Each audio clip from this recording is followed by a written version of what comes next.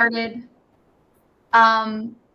Angela said we can just move forward when we're ready to go. So thank you everyone so much for joining this afternoon. I can't see you, but thank you again for joining. My name is Devon Ziminski. I work at the Walter Rand Institute for Public Affairs down at Rutgers-Camden.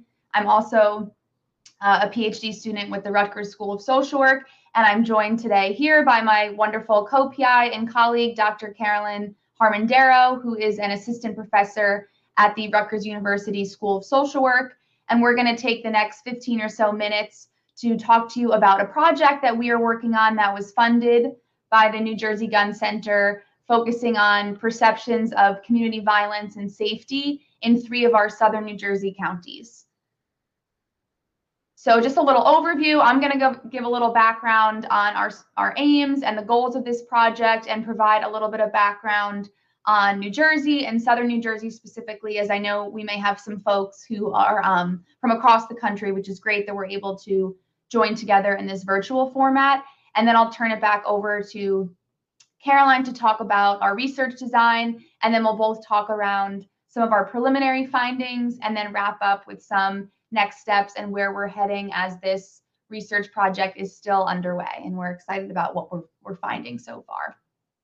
And so the real goal of this project was to take an exploratory approach. And so a lot of the themes that we're going to be talking around are high level, broad strokes. We just started getting into the data because we're still doing data collection, but to understand from specific communities in southern New Jersey, what does community violence, firearm violence, and community safety look like to them and mean to them in their communities and counties in these 3 southern New Jersey areas. And so the goal was to kind of get this broad strokes approach. And with that, in terms of the rationale, we know that there's been a lot of research recently talking around looking at interventions and initiatives and programs from more of an asset-based perspective as opposed to a deficit-based perspective, and thinking about the ways that our social determinants of health in our communities can contribute to either the proliferation of violence or the prevention of violence. And so this project too was to help us understand what's going on in our local context with our certain subpopulations, with certain resources or lack thereof,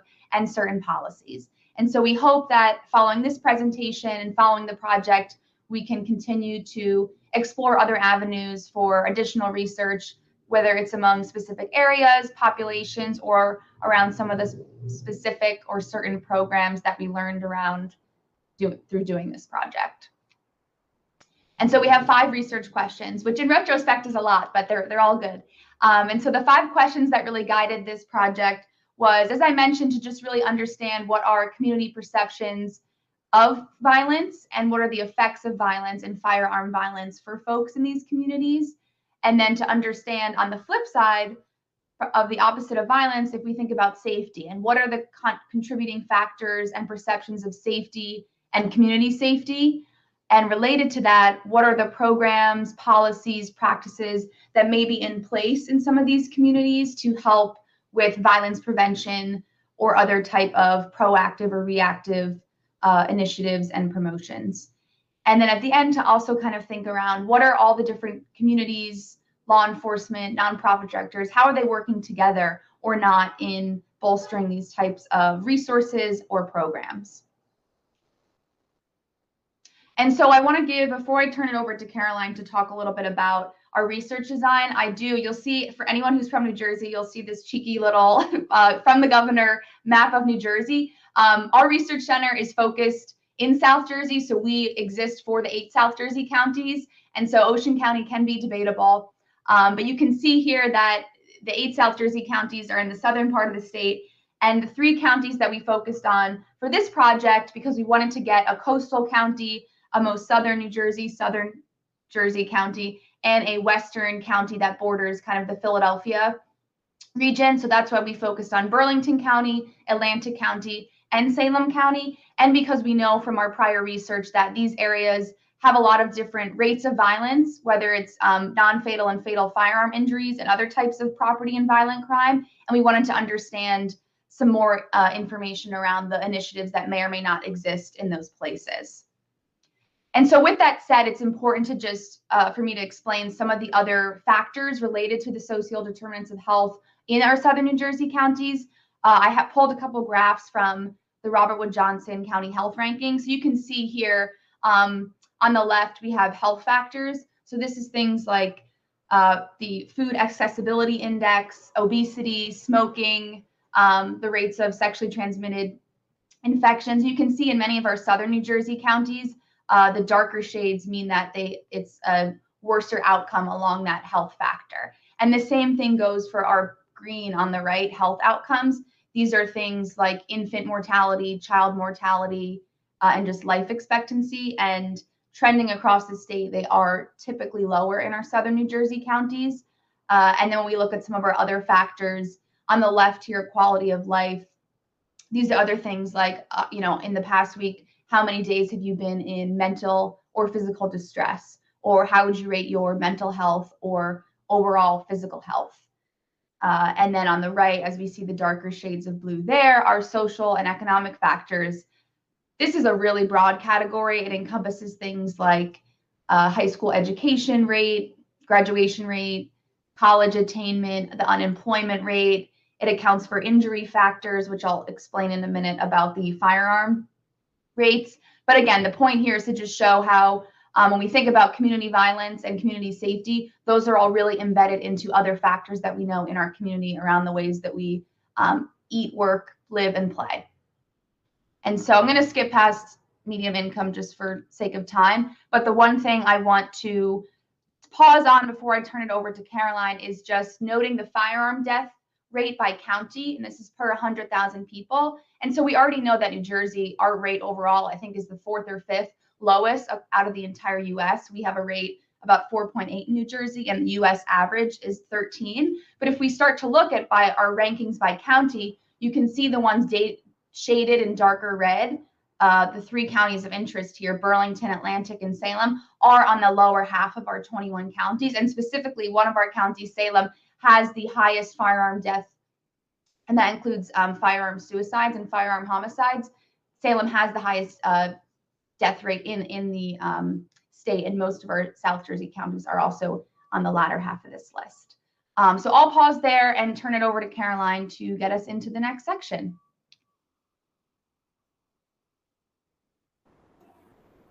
Thank you so much.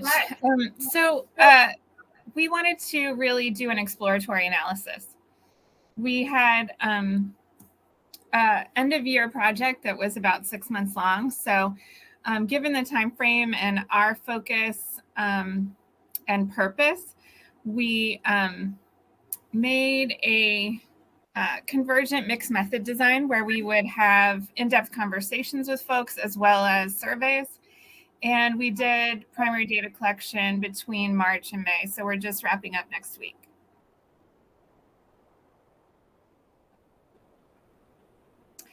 And the interviews, we have purposive sampling. So we stratified it by the 3 counties.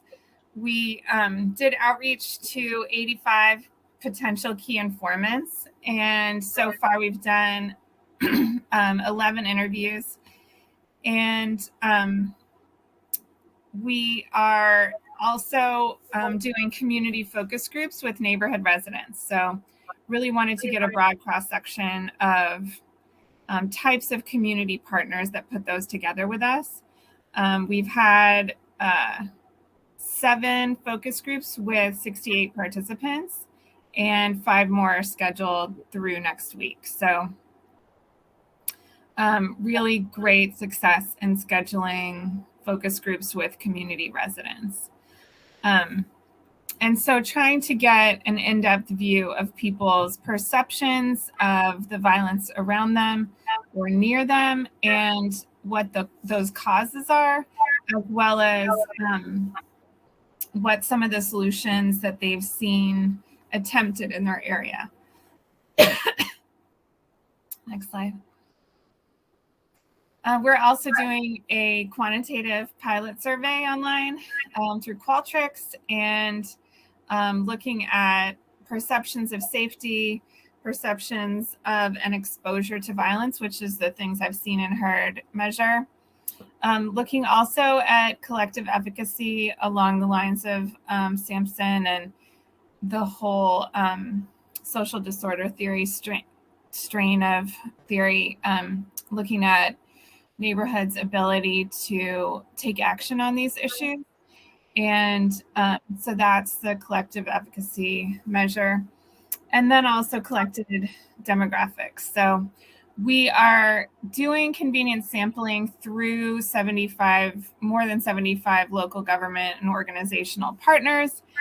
And we are also sort of piggybacking it onto our interviews and focus groups by having those participants reply and spread them to their networks as well. So the data collection will end on May 25th, and we have so far about 70 responses. So we wanted to go over with you some of the preliminary findings from the interviews and focus groups. So just to reiterate, the interviews are with key informants, which are like program directors, law enforcement leaders, nonprofit leaders, and other, and some public officials, as well as members of prosecutors' offices. So the focus groups, on the other hand, are to bring together groups of community residents and get their grassroots kind of input on what they're experiencing.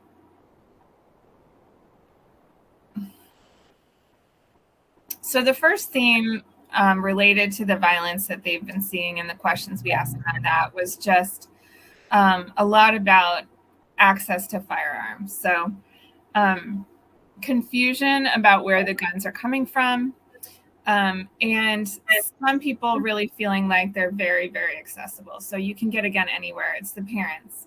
You can get a gun anywhere and it's a problem, or they get them from their siblings. And also the types of firearms have been a point of a lot of discussion in these interviews. They all have hollow point bullets, which are not meant for hunting. They're meant for killing people. And then I don't know how the kids are getting them. So not understanding the pathways that guns are taking into their communities. Also, a lot of discussions about youth and parenting. So first of all, older kids feel like there's not a lot to do. And if they're not playing ball, what are they going to do? So many, many interviews and focus groups talking about lack of activities for young people. I'm getting some like scrambling on the screen. Oh, there it goes. You can't attribute gun violence to video games. It comes from getting your kids out of the city, showing them other things, and parenting, staying on them about doing the right stuff, no matter what it costs you. Have to get them involved in something that keeps their mind off of what they're seeing in the streets. So really a lot of focus on what youth are experiencing and how to give them alternatives to getting involved with violence, and particularly the role of parents with that. And many, many interviews and focus groups coming back to that theme.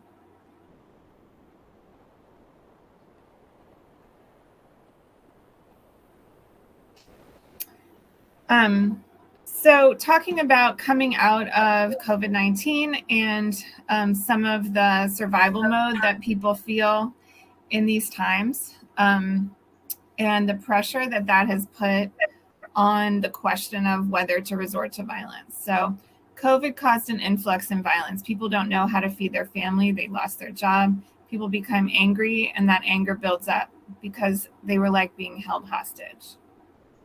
People are fighting to live. It causes anger, which leads to violence. So talking about kind of the pressure cooker of unemployment and other effects like grief that were caused by COVID on people's lives, and how that relates to violence, and kind of some people putting it in the context of intergenerational trauma, that what is affecting one generation is coming down onto the next.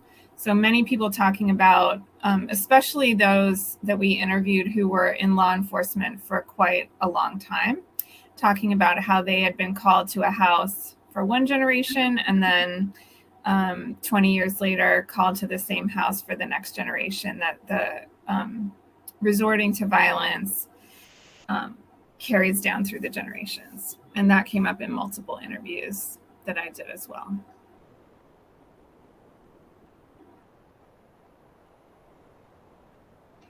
So a lot of folks that we talked to mentioned feeling unsafe in their neighborhood. As soon as you step out the door, I don't feel safe. Not even inside your house. They could shoot through your house. It makes you not trust people. It raises my anxiety real bad, like with my kids going outside. Many people talking about their children not being able to play in their neighborhood, and multiple people talking about the potential of bullets to enter their home, and at least one talking about bullets having entered their home before.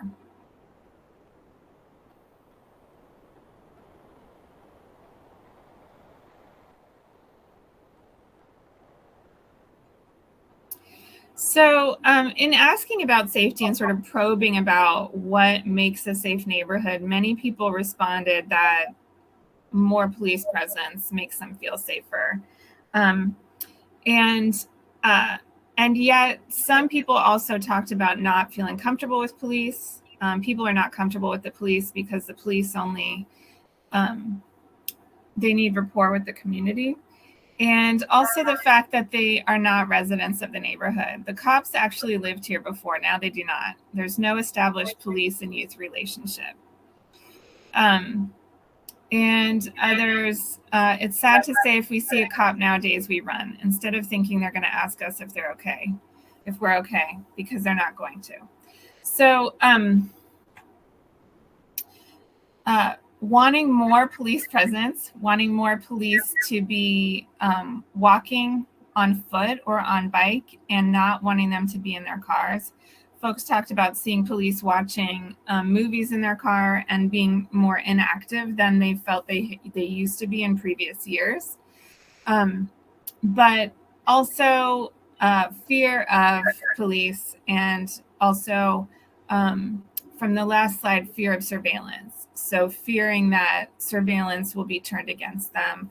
For example, on a couple of the focus groups we did were in large housing developments, fearing that surveillance cameras will be used to penalize them for really simple things like putting the trash out at the wrong time, etc.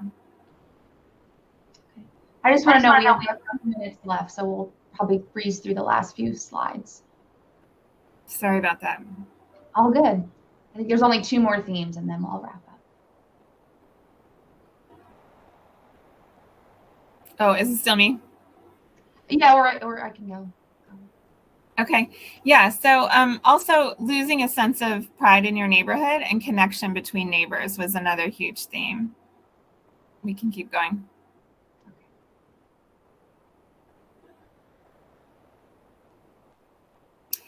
And looking at existing programs, so talking about what makes a good violence prevention program, what's working in your community and what's not. Many talked about the importance of community self-determination for violence prevention programs.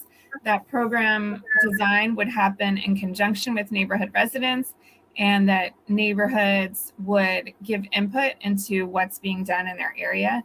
And really that government programs not dictate to the community what needs to happen. Go ahead. Okay, so just wrapping up with our last minute, our last theme that we have here is sustainability. When we think about our nonprofits and people that we spoke with, talked around, just, any program or intervention is going to need to have people there for the long haul. And so when we think about kind of our future directions with this project, as Caroline had mentioned, we're ending data collection soon, and so we're excited to kind of do a deeper analysis of our quantitative data and our qualitative data. And then we're really hoping to expand this to dive into maybe some specific localities in South Jersey or some of our specific programs or themes that we found through the data. And just to continue considering how gun violence and community violence manifests itself within different counties. So I'll stop sharing. I'll just quickly shout out to our amazing research team with our wonderful coordinators and graduate student assistants that worked with Caroline on this. We appreciate you so much.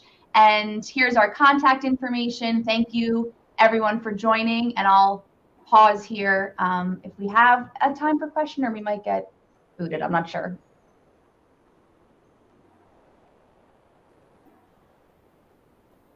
Perfect timing then.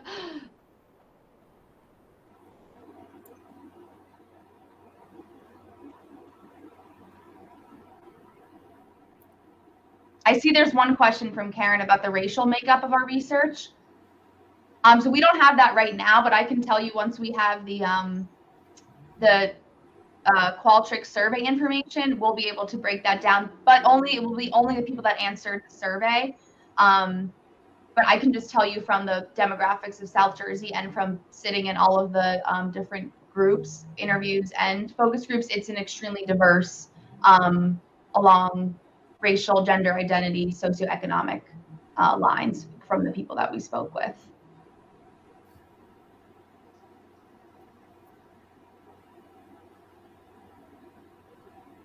Oh, and James, your other question, the counties that we're addressing are Salem County, Burlington County, and Atlantic County in South Jersey.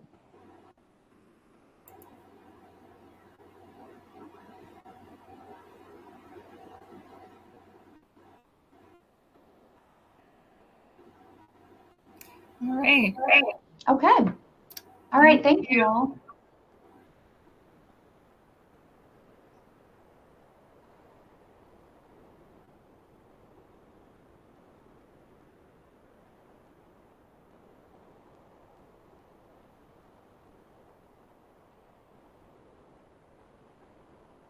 Thanks, Kier, for coming. I'm not sure if we just pop out or if we get shut down.